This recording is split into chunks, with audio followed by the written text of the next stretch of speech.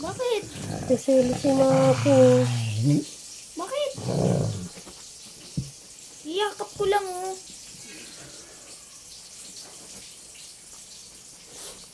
Iyakap ko lang.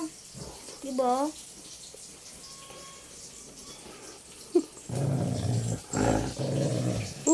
Nakagalit yan.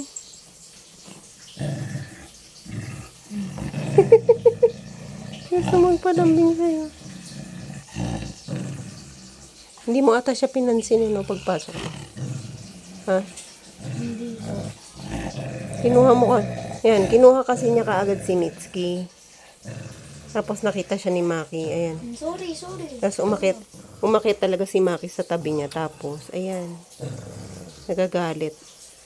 Seselos. Ba't kasi si Mitski yung binuhat mo kaagad? Ayan. Galit si Maki. Akit siya, no?